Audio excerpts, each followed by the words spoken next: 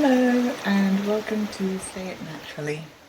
If you've ever felt unsure about your pronunciation or hesitant about using your voice in English, you're in the right place. I'm Jenny. I'm an English pronunciation and neurolanguage coach.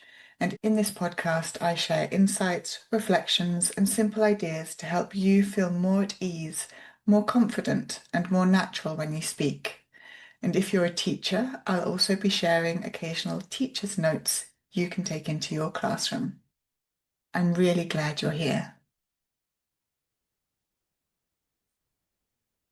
Have you ever found yourself focusing on learning more vocabulary or trying to improve your grammar, hoping that this will help you feel more confident when you speak? This is where most people begin. Vocabulary and grammar feel like progress. They're visible. You can learn a new word. You can study a new grammar structure. And those things do matter. But many people discover something surprising. Even when they know the words, even when their grammar is strong, they still don't feel fully confident when they speak. They may still need to repeat themselves, or they may still feel misunderstood, or they might hesitate, unsure how their voice will be received. And very often, this isn't about vocabulary or grammar, it's actually about pronunciation. Pronunciation is what allows your words to land clearly. It's what allows others to understand you easily and without effort.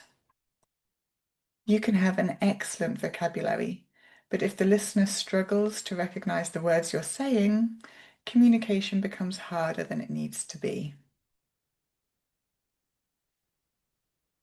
This isn't about sounding native. It's about being understood.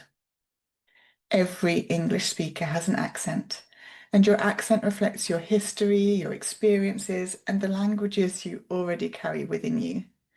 It isn't something that needs to disappear. But clarity does make communication easier, and clarity is something that can develop over time. When pronunciation improves, something else improves alongside it. That's right, confidence. Because when you trust that others can understand you, you begin to speak more freely. You hesitate less. You participate more.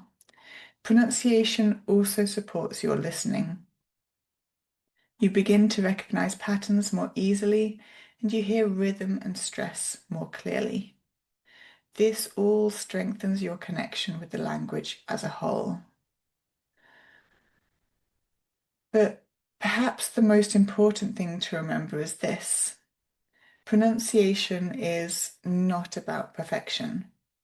Perfection doesn't exist in spoken language or anywhere else for that matter. It's about allowing yourself to be understood and allowing yourself to speak without constantly holding yourself back. And this doesn't require changing who you are.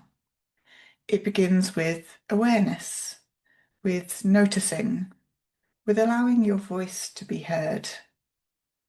You may already be much closer than you think.